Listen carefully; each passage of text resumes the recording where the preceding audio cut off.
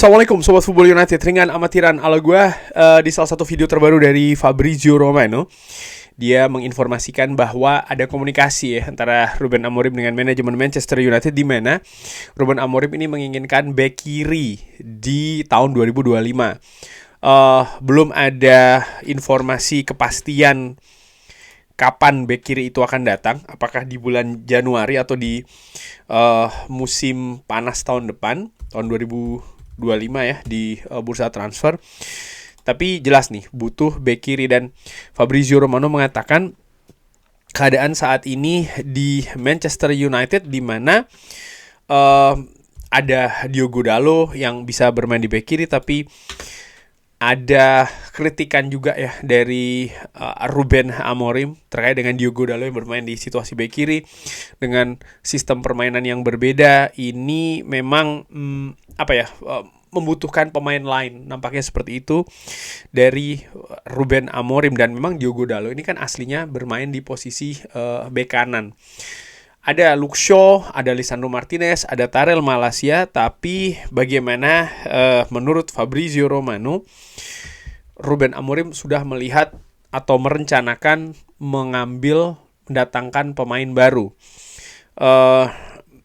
Klub sendiri pun juga sudah melihat ya calon-calon siapa saja yang saat ini dijadikan kandidat nih untuk direkrut oleh Manchester United dengan struktur organisasi yang baru, di mana ada Omar Berada dan Dan Ashworth serta Jason Wilcox, di mana menurut gua Dan Ashworth ini akan memegang peranan penting karena dia yang akan mengeksekusi rencana-rencana ini. Mungkin Ruben Amorim bisa memberikan rekomendasi nama, tapi yang jelas tentang posisi ini diinformasikan oleh Fabrizio Romano sudah sangat diinginkan ya. Belum jelas apakah akan di bulan Januari ataukah di transfer musim panas. Menurut gue ketika datang di bulan Januari nampaknya tidak akan secara permanen ataupun dengan harga yang tinggi, mungkin hanya pinjaman. Tapi ini juga harus dilihat bahwa Manchester United ini kan dengan proyek dari Ruben Amorim tentu saja butuh kelanjutan. Dan kalau yang didatangkan adalah pemain pinjaman, menurut gua ini bukan ideal. Nah, terkait dengan hal tersebut ya, bek kiri dikabarkan dari Sky Sport Jerman dan juga Plettigol ini bahwa setidaknya ada 3 kandidat. Tadi disebutkan oleh Fabrizio Romano lebih dari 3 ya kan, tapi setidaknya 3 nama ini ada di sana, yaitu adalah Alphonso Davies, Theo Hernandez, dan juga Milos Kerkez. Milos Kerkez, pemain muda asal Hungaria yang bermain bersama dengan Bournemouth. Ini bukan pertama kali dikaitkan dengan Manchester United. Gue juga menyampaikan di salah satu konten di video ini bahwa gue melihat Milos Kerkez ini sebagai pemain yang masih muda. Dia sudah memiliki waktu jam terbang bermain di Premier League ya. Tinggal dilihat saja nih, diases dan juga dianalisa apakah dia mampu kira-kira memenuhi keinginan di dalam sistem yang ingin dibangun oleh Ruben Amorim. Karakternya juga menurut gue apakah sesuai dengan karakter yang ingin dikembangkan di Manchester United. Ini menarik ya. Dan Theo Hernandez, ya pemain ini pemain senior, Theo Hernandez, menarik juga apakah rencana ya dari manajemen Manchester United nih akan mengarah ke sana, artinya ke situasi mendatangkan pemain yang lebih senior. Karena Theo Hernandez sendiri kalau gue lihat ini kan dia berusia 27 tahun, jadi profilnya berbeda nih dengan Milos Kerkez dan juga Alphonso Davies. Nah, terkait dengan Alphonso Davies, pemain ini dikaitkan juga dengan Real Madrid. Dan ini menarik ya, kalau memang Manchester United ingin mengincar lagi Alphonso Davies, ini seperti mengulang apa yang diperebutkan dalam tanda kutip antara Real Madrid dan juga Manchester United di musim panas kemarin ketika itu adalah seorang Lady Euro ya kan. Akankah ini berulang lagi dengan Alphonso Davies? Ini menarik. Dan Alphonso Davies sendiri memang kontraknya ini tidak akan diperpanjang lagi. Dia ingin keluar ya, dia ingin mencari tantangan baru, sehingga ya ini merupakan salah satu faktor positif. Tapi di sisi lain, gaji dari Alphonso Davies, nah ini juga harus diperhitungkan, karena ketika Manchester United misalnya harus bersaing dengan Real Madrid punya banyak hal yang mungkin Manchester United belum bisa berikan, seperti kayak situasi stabil, berada pada persaingan di papan atas, bermain secara reguler di Champions League ya kan. Ini hal yang Manchester United tidak bisa tawarkan. Tapi hal-hal lain misalnya tampil reguler, gaji lebih tinggi, mungkin dari sisi branding dan juga popularitas dan lain-lain ini bisa ditawarkan untuk Alphonso Davies. Tapi 3 nama itu, Alphonso Davies, Theo Hernandez, dan juga Milos Kerkez, ini disebut-sebut ada di daftar pemain yang saat ini sedang dianalisa, sedang diincar. Dari 3 nama tersebut, secara ringan amatirannya, siapa yang lebih cocok? Menurut gue semuanya ada plus ada minusnya. Theo Hernandez tentu saja dengan pengalamannya, Alphonso Davies bermain di kompetisi yang tinggi, artinya bersama dengan Bayern Munchen ya kan, berada di papan atas kompetisi Champions League. Milos Kerkez muda potensial dengan pengalaman, sudah bermain di Liga Inggris. Dari 3 nama ini, gue secara ringan amatiran, gue melihat tetap Milos Kerkez ya, ini sebagai potensi yang mungkin bisa dikembangkan. Harga juga tidak mahal ya kan, dan mungkin lebih sesuai dengan karakter yang ingin dibangun oleh Ruben Amorim dibanding misalnya mendatangkan pemain yang memiliki semacam kayak background bermain di klub besar, karena egonya sudah berbeda jika dibandingkan misalnya dengan Milos Kerkez. Memang ada hal yang harus ditempa lagi, dibangun lagi, dibentuk lagi, tapi gue melihat ini salah satu atribut dari seorang Ruben Amorim, tentu saja dengan tim kepelatihan di Manchester United saat ini ya. Yang menarik, selain memberitakan terkait dengan bek kiri ya, itu tadi. Tapi bagaimana menurut Sobat Football United? By the way, dari 3 nama itu, ada yang diinginkan? Silahkan drop di kolom komen beserta dengan alasannya. Dan sekarang gue akan bergerak ke kabar lainnya, yaitu disebutkan oleh Plättigol dan juga Sky Sport Jerman bahwa Manchester United ini juga sedang mendiskusikan pemain depan, di mana ketika menghadapi Ipswich, Manchester United kurang tajam, mencetak gol di 80 detik ya. Pertandingan baru dimulai, tapi setelahnya jarang sekali berbahaya. Permasalahan lini depan dari Manchester United ini sebenarnya kan bukan hanya dari musim ini, dari musim lalu pun juga dengan demikian sudah terjadi bahkan ya. Keinginan Erik ten Hag untuk mendatangkan pemain depan dengan pengalaman ya.